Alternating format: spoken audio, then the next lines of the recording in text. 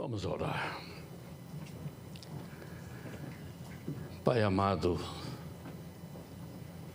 no nome santo do Teu Filho Jesus Cristo, pedimos que Tu recebas a nossa adoração, o nosso louvor, a nossa gratidão a Ti, Criador do homem,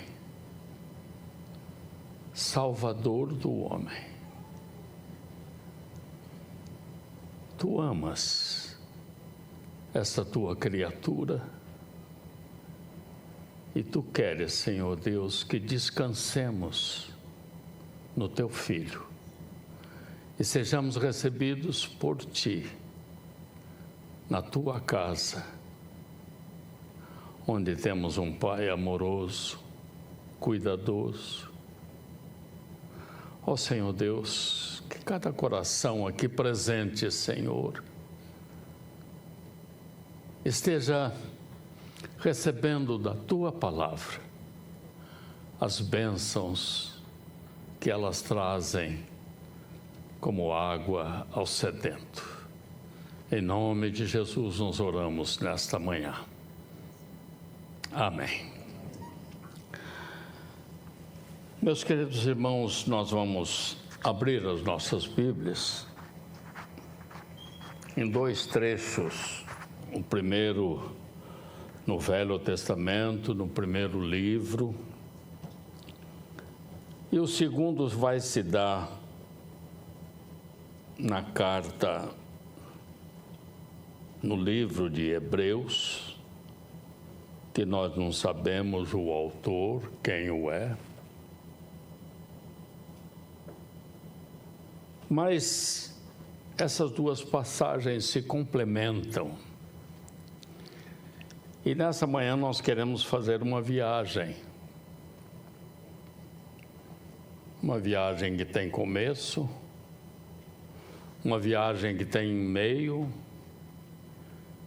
e toda viagem tem que ter um fim. Toda viagem tem que ter um fim. Assim, o primeiro trecho é de Gênesis capítulo 12, para mim um dos textos mais bonitos e significativos. Diz assim no primeiro versículo de Gênesis capítulo 12: Então o Senhor disse a Abraão: saia da tua terra, ou melhor, da sua terra, do meio dos seus parentes e da casa de seu pai, e vá para a terra que eu lhe mostrarei. Farei de ti um grande povo e o abençoarei. Tornarei famoso o seu nome e você será uma bênção. Abençoarei os que te abençoarem e amaldiçoarei os que o amaldiçoarem. E por meio de vocês, todos os povos da terra serão abençoados. Partiu Abraão, como lhe ordenara o Senhor. E Ló foi com ele. Abraão tinha 75 anos quando saiu de Harã. O versículo 5, levou sua mulher Sara, ou Sarai, seu sobrinho Ló, todos os bens que haviam acumulado e os seus servos comprados em Harã, partiram para a terra de Canaã e lá chegaram. Nós vemos aqui nesse primeiro texto que você tem que sair para entrar. Você tem que sair para chegar. E nesse verso aqui, o quinto, chegaram e lá chegaram, significa lá entraram. Lá entraram. Aí, o nosso segundo texto, de Hebreus 11, capítulo 8, ele diz assim: pela fé Abrão, quando chamado, obedeceu, a fim de ir para um lugar que devia receber por herança, e partiu sem saber aonde ia. Pela fé peregrinou na terra da promessa como em terra alheia, habitando em tendas com Isaque e Jacó, herdeiros com ele da mesma promessa, porque aguardava a cidade que tem fundamentos, do qual Deus é o arquiteto e edificador. Pela fé também a própria Sara recebeu o poder para ser mãe, não obstante o avançado de sua idade, pois teve por fiel aquele que lhe havia feito a promessa. Por isso também de um, aliás já amortecido, saiu uma posteridade tão numerosa como as estrelas do céu, e inumerável como a areia que está na praia do mar. Todos estes morreram na fé, sem ter obtido as promessas, vendo-as, porém, de longe e saudando-as e confessando que eram estrangeiros e peregrinos sobre a terra. Nesse texto, o autor faz um diagnóstico, que todo ser humano é peregrino nesta terra.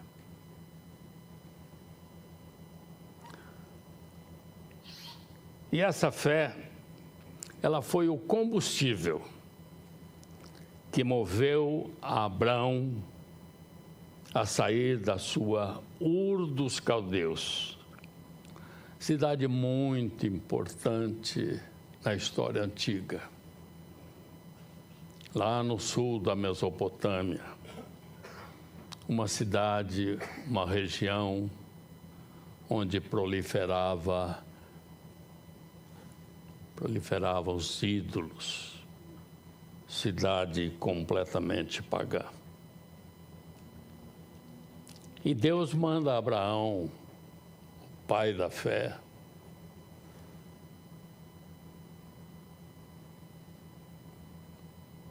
nele estava a semente de um povo escolhido por Deus para no futuro trazer alguém que seria o nosso condutor para uma viagem cujo destino é a vida eterna. Interessante que nesse verso nós encontramos aqui que Abraão aguardava a cidade que tem fundamentos, do qual Deus é arquiteto e edificador. Meus queridos, a gente às vezes não presta muita atenção no que diz aqui o manual do fabricante, o manual do Criador, que é a nossa Bíblia.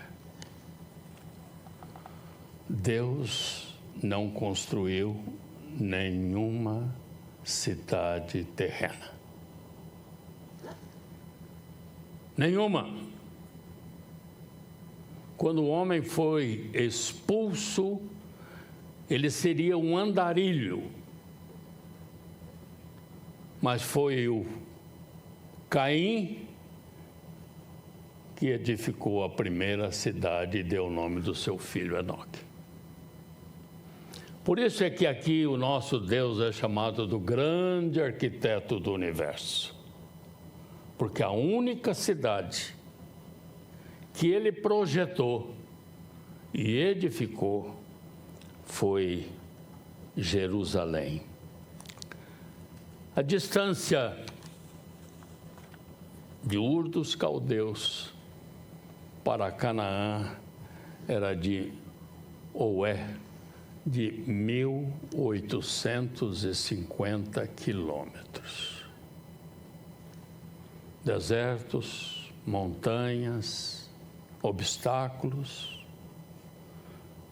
E esse homem que lhe é dito para ele sair, ele leva uma comitiva. Abraão, para nós entendermos, é como o sheiks moderno. É um clã. Abraão tinha um exército de 418 pessoas, ou 318 pessoas. Era um homem rico. E ele teve que deixar.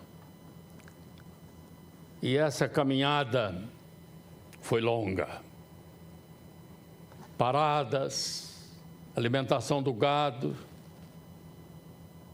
Há um hino antigo que é gostoso da gente ouvir, porque é um lamento. O caminho é longo e mau, nossos pés feridos estão. E o autor pergunta assim: ainda é longe Canaã? Ainda é longe Canaã? No deserto anelamos mais e mais sua proteção. Estará ainda longe Canaã?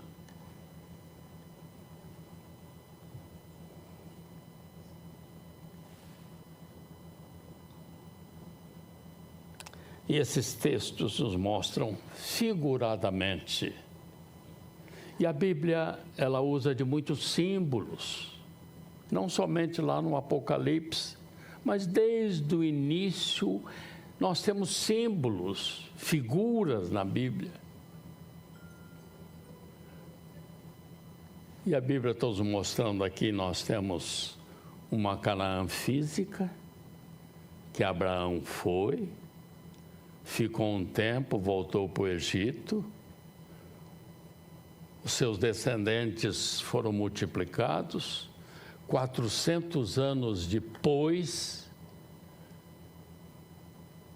liderado por Moisés, que já é um símbolo de Jesus Cristo, e tira esse povo da escravidão para uma Canaã prometida, uma terra prometida. Então, é uma figura que nós temos aqui. Nós temos a Canaã terrena, esse mundo que nós vivemos, mas nós estamos em viagem a uma Canaã celestial. E essa Canaã celestial é a casa do Pai. É a casa do Pai. É a casa do Pai. Como é gostoso, como era gostoso para mim quando eu ia na casa do meu pai, a minha mãe. Era gostoso. Essa casa não existe mais. Existe a minha casa e a casa da Irani, que são os nossos filhos, vêm para a nossa casa. Estamos esperando para o Natal agora. Eu falo para Irani: Irani, vamos preparar essa casa. É a casa do Pai. A casa é do Pai, mas a comida é da mãe. É coisa interessante isso. Quantas saudades da comidinha da mamãe. Então, meus irmãos, se você é filho de Deus, o seu retorno será para a casa do Pai. Será para a casa do Pai. Então nós vemos aqui a transitoriedade da nossa vida aqui nesta terra. Hebreus diz: todos esses morreram na fé, sem ter obtido as promessas, vendo-as, porém, de longe e saudando-as e confessando que eram estrangeiros e peregrinos sobre a terra, andarilhos sobre a terra. É o que você e eu somos. E meu pai, minha mãe, eu não sei de quem foi a sugestão de colocar o meu nome Gerson. Sabe o que significa Gerson? Foi o primeiro filho de Moisés. Significa peregrino, sou peregrino em terra estranha. Então esse seu irmão aqui carrega no nome uma identificação que eu sou peregrino. Está registrado.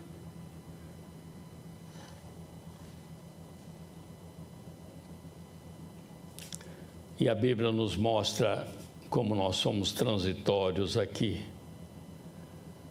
O Salmo 103, 15 diz assim: quanto ao homem, os seus dias são como a relva, como a flor do campo, assim ele floresce, pois soprando nela o vento desaparece e não conhecerá daí em diante o seu lugar. E um outro salmo tão extraordinário, 39:4, diz assim: mostra-me, Senhor, o fim da minha vida e o número dos meus dias, para que eu saiba quão frágil eu sou. E o versículo 5 diz assim: deste aos meus dias o comprimento de um palmo, a duração da minha vida, e nada, é nada diante de ti. De fato, o homem não passa de um sopro. Tem alguma dúvida, meus irmãos, sobre a transitoriedade da nossa vida? Agora eu quero sair um pouquinho aqui do script para comentar, para fazer algumas observações a respeito dessa nossa transitoriedade. Quando ele usa a flor, a fugacidade da flor, há flores que duram só um dia. A média é de 5 a 7 dias. Algumas outras até 2 semanas. Essa flor, com quanto fugaz, efêmera, passageira, ela tem um ministério aqui na terra. Ela embeleza, ela perfuma,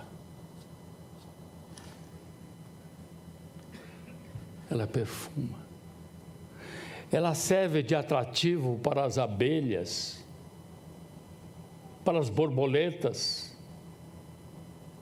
pelos colibris, para a fecundação de outras plantas. Como é que tem sido essa minha vida aqui na terra? Será que eu tenho trazido para os outros, para os ambientes onde eu vivo? Será que eu estou frutificando alguém? Será que eu estou embelezando os lugares por onde eu passo, levando o bom perfume de Cristo? Ou a minha vida tem sido uma vida de reclamação, uma vida de queixumes? Mas ele não quer deixar essa vida. Ele não quer ir para o descanso. É uma coisa interessante isso. Nós reclamamos dessa vida transitória. É doença. É miséria. Você quer sair daqui? Não.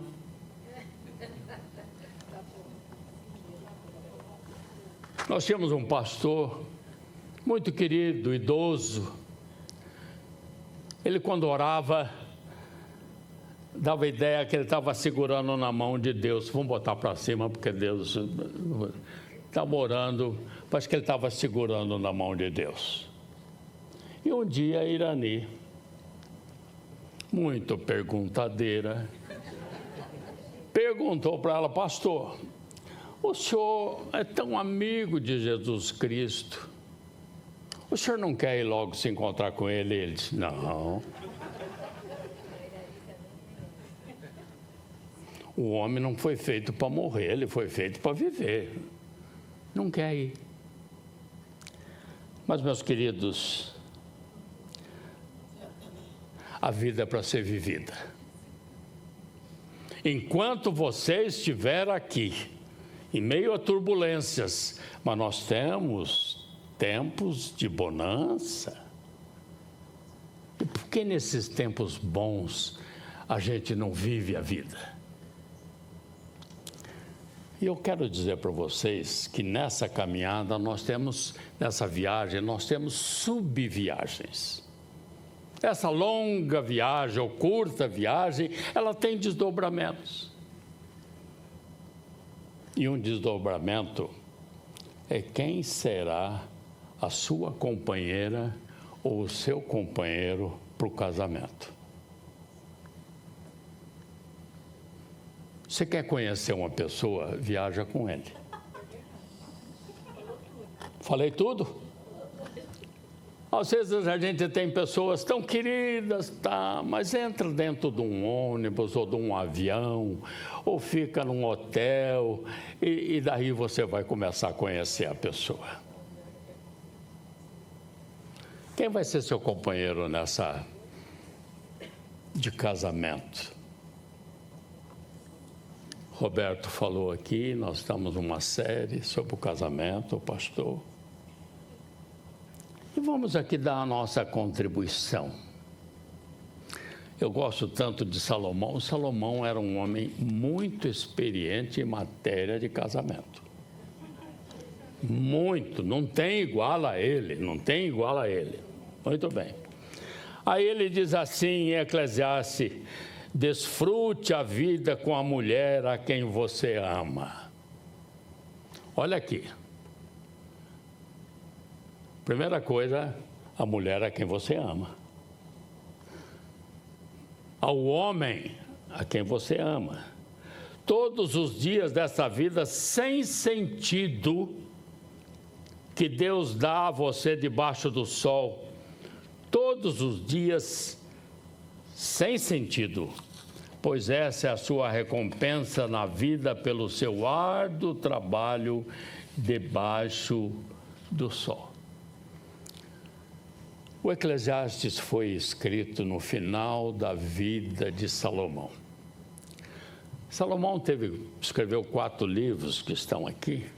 O primeiro é Cantares de Salomão. Veja a idade de Salomão. A libido lá em cima. Aquilo era amor por tudo quanto era lado. E ele dá ali umas informações para a gente que... E houve sempre uma indagação. Por que esse livro está na Bíblia? Tem alguém que chega e diz assim: olha, mas esse livro é até meio pornô. Era a idade dele. Aí Provérbios é quando ele já estava maduro. E Eclesiastes foi na velhice. Nós mudamos de acordo com a nossa idade. Nessa viagem por aqui, eu outro dia falando para os jovens, uma menina perguntou para o pai, para o avô: vô, por que você anda tão devagar, segurando? Aí o avô é para essas coisas, viu? E bisavô, então, vai adiante. Aí ele disse assim: porque dentro do velho tem uma criança, tem um jovem e tem um adulto. A somatória dessas idades é quando o homem chega à velhice, como eu. E por eu ser velho, e aqui vai uma observação, o velho, quando é chato, não é só na velhice que ele é chato, não. Ele sempre foi chato a vida inteira. A vida inteira. Só que na velhice a coisa está agrupada. Velho reclamão de tudo.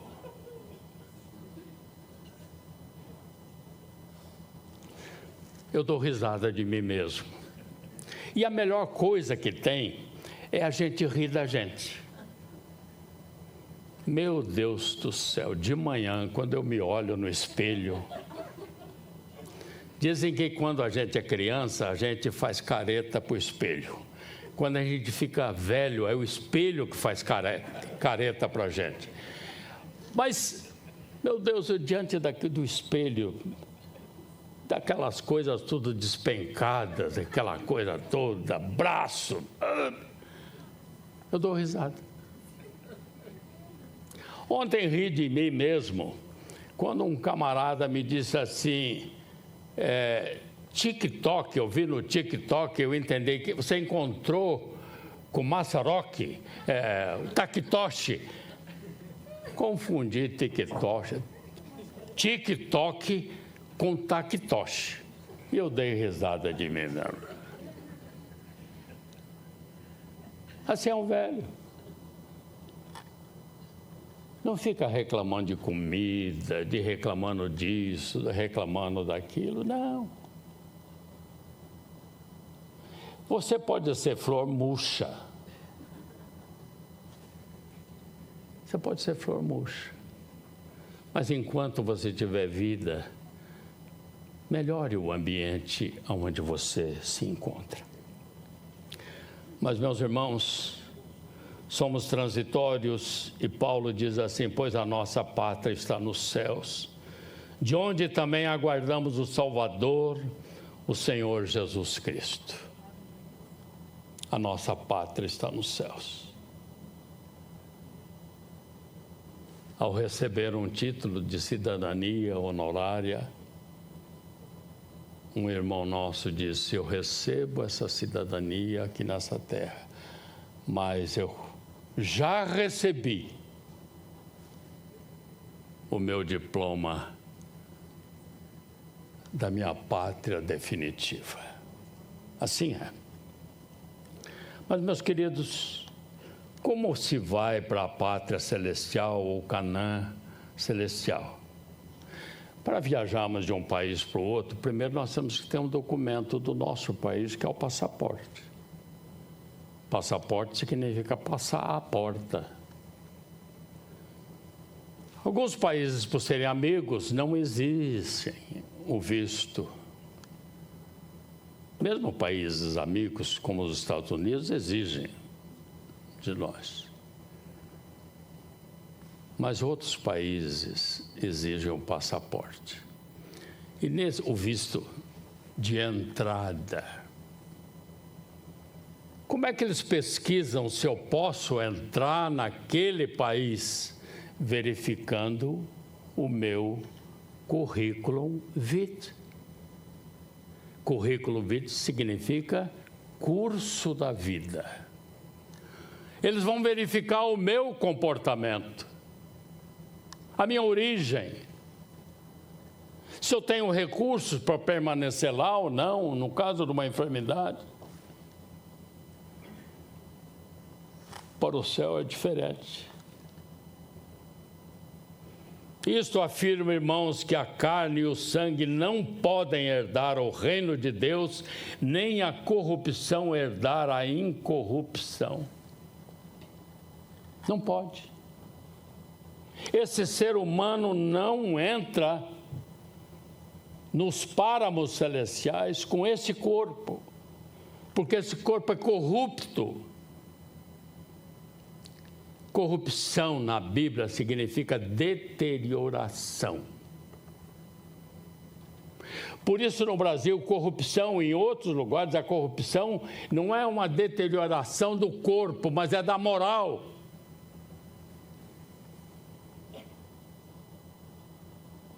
Nós somos fétidos na nossa moralidade.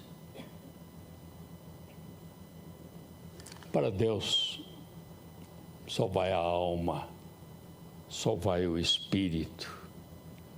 E Eclesiastes diz assim: o pó volte à terra como era, e o espírito volte a Deus que o deu. O corpo é o pó. E lá no capítulo 21 de Apocalipse, como é bonito esse capítulo, ele diz assim: nela jamais entrará algo impuro, nem ninguém que pratique o que é vergonhoso ou enganoso, mas unicamente aqueles cujos nomes estão escritos no livro da vida do Cordeiro. Livro da vida. E quando é que o nosso nome é escrito no livro da vida? Quando eu creio no sacrifício de Jesus Cristo na cruz do Calvário. Quando eu creio. Quando o Espírito Santo toca o meu entendimento, religa aquela vida espiritual que foi cortada no Éden, quando do pecado. Aí o meu nome é escrito no livro da vida, e não é com tinta, é com sangue. É com o sangue do Cordeiro.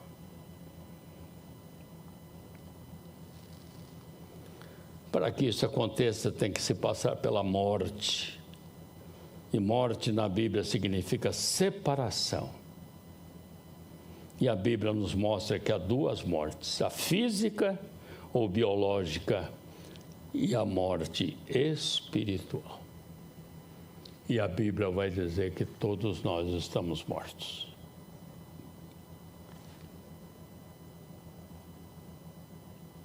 Ele vos deu vida, estando vós mortos nos vossos delitos e pecados.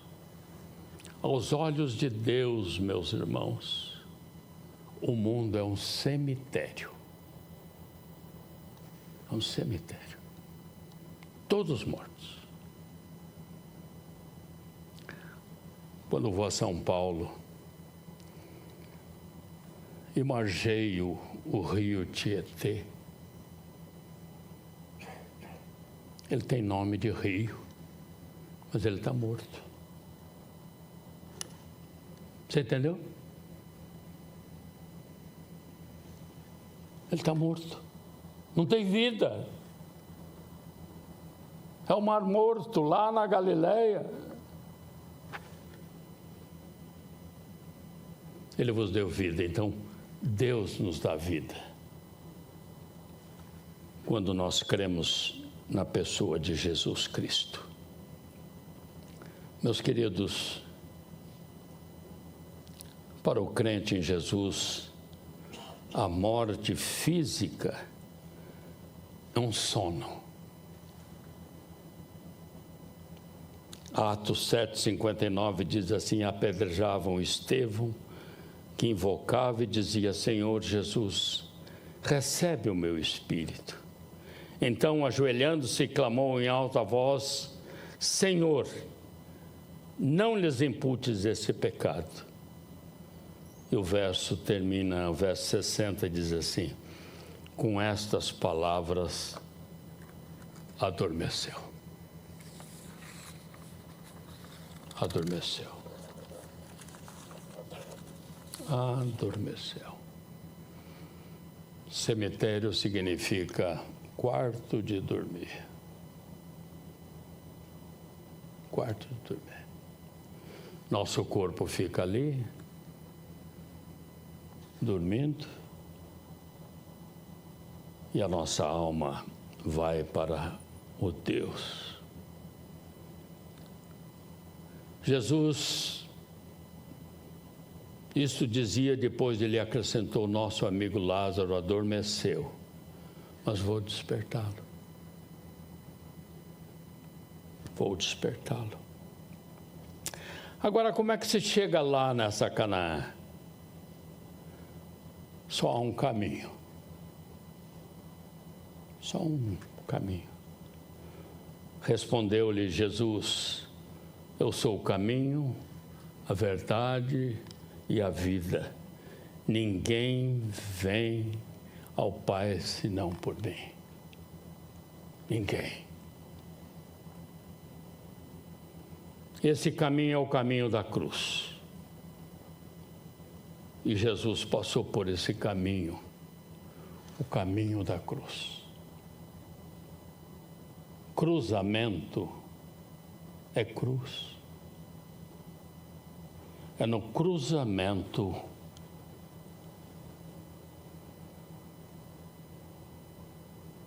que esse homem a tábua horizontal, o caminho terreno, tem a trava vertical nesse encontro da cruz. Nós somos levados para o céu. Agora, quero confessar para vocês,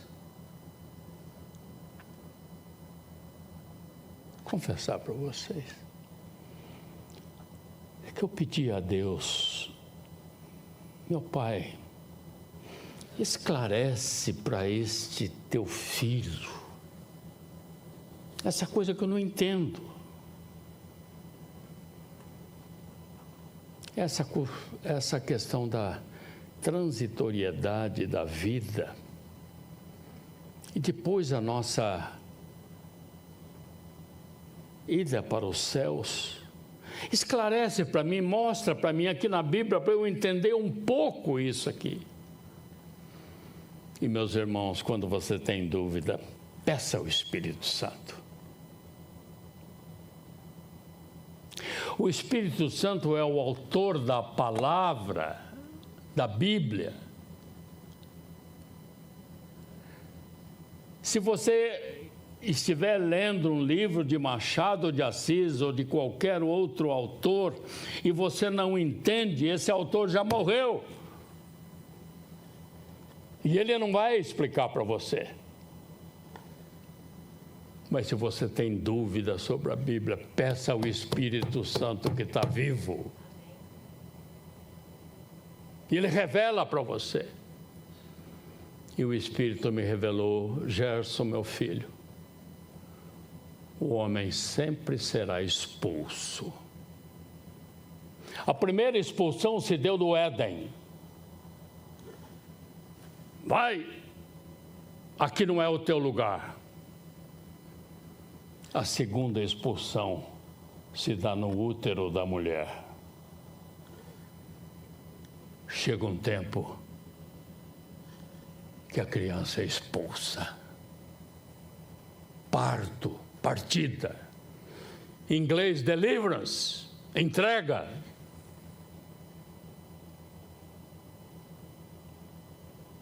E uma coisa interessante, e não volta mais. Quando Deus expulsou Adão, o que ele fez? Colocou um querubim, um anjo com uma espada flamígera e dizendo, esse homem não pode voltar para esse lugar de onde ele foi expulso.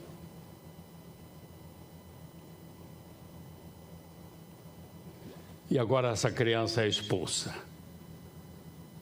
Quando dilata 10 centímetros, segundo a medicina, há uma força para a expulsão, aqui não é teu lugar.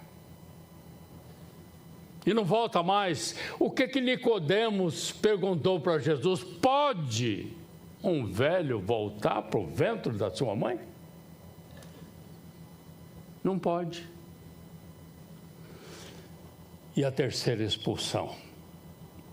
O corpo não aguenta mais. Porque ele é pó. Ele tem uma validade. Ele tem uma validade. Aí você, meu irmão, ou alguém que estiver nos ouvindo pela internet, pode ficar dúvida, pastor, mas quando eu morrer, para onde vai essa minha alma? Ela vai ser expulsa de algum outro lugar? Oh, meu Deus! Aí eu fico com essa palavra santa. Todo que o Pai me der virá a mim, e quem vier a mim eu jamais lançarei fora. Isso é para a gente gritar aleluia.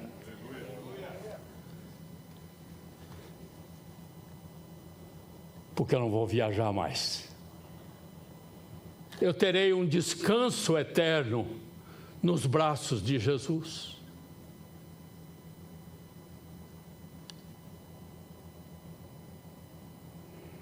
E ele diz: pois desci do céu não para fazer a minha vontade, mas para fazer a vontade daquele que me enviou. E esta é a vontade daquele que me enviou, que eu não perca nenhum dos que ele me deu, mas os ressuscite no último dia. Oh, aleluia! Eu estou seguro da minha salvação. A minha alma sai desse corpo que já não me quer mais, já não pode mais. Ele morreu.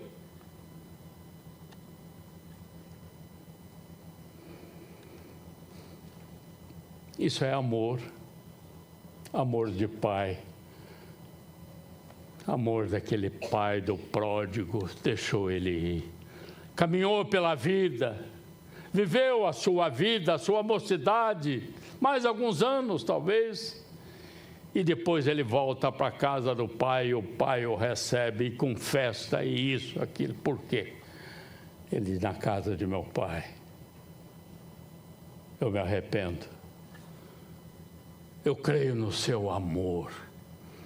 E é isso que Paulo diz: quem nos separará do amor de Cristo? Será tribulação, angústia, perseguição, ou fome, ou nudez, ou perigo, ou espada, como está escrito: por amor de ti enfrentamos a morte todos os dias. Somos considerados como ovelhas destinadas ao matadouro. Mas em todas essas coisas somos mais que vencedores por meio daquele que nos amou. Porque Deus amou o mundo de tal maneira que deu seu Filho, para que todo aquele que nele crê não pereça, mas faça essa viagem definitiva para o reino do Pai.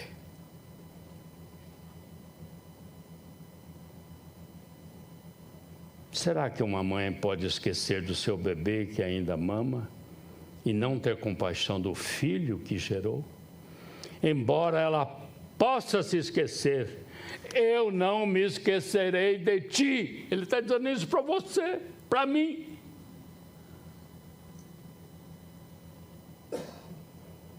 Em Jesus o descanso é eterno, nos braços do Cristo, que estendeu suas mãos na cruz. Fábio, escutem isso, por favor.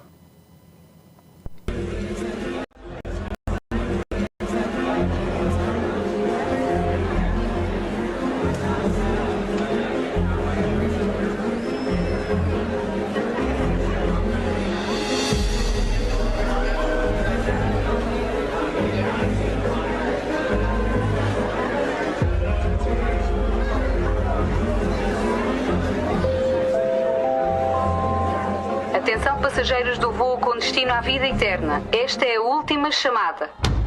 Dirija-se à porta de embarque número 7.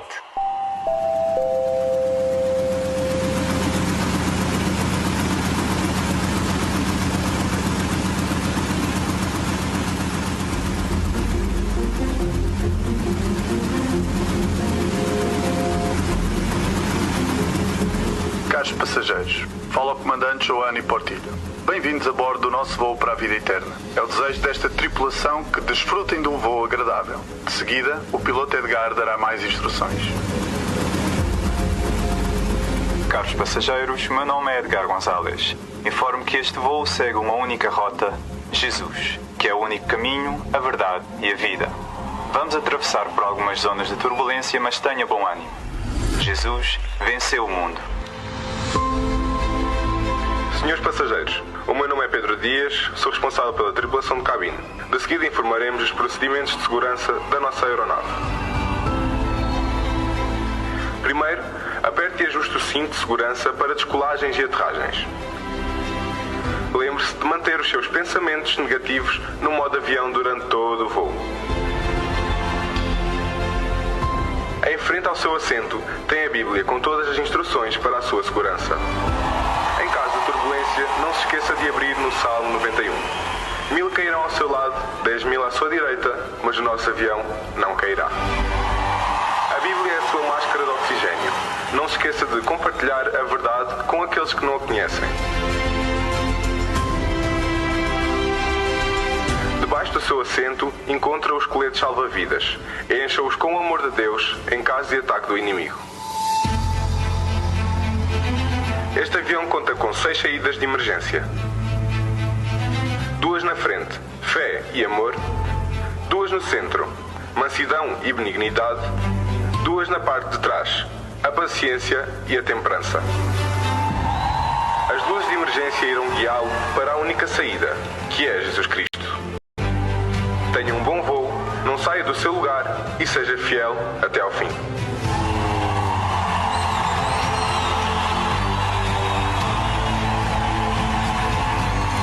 Senhores passageiros, estamos a aproximar-nos do nosso destino. As condições são totalmente favoráveis. Teremos uma vida sem tristeza, sem choro, sem pobreza, livre de maldições. Senhores passageiros, lembre-se de que você não será capaz de aterrar na vida eterna sem mudar a sua cidadania. Hoje você terá a oportunidade de fazê-lo. Não saia deste avião sem receber Jesus no seu coração. Não se esqueça de que enquanto estiver neste avião é para ganhar almas e fazer discípulos. Muito obrigado pela sua atenção.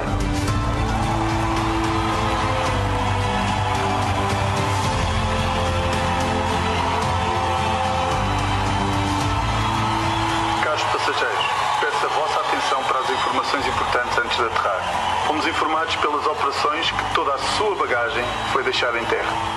Riquezas, casa, os carros, o dinheiro. Portanto, na chegada ao nosso destino, você não terá que recolher a sua bagagem. Levará para o céu apenas as almas que ganhar nesta terra.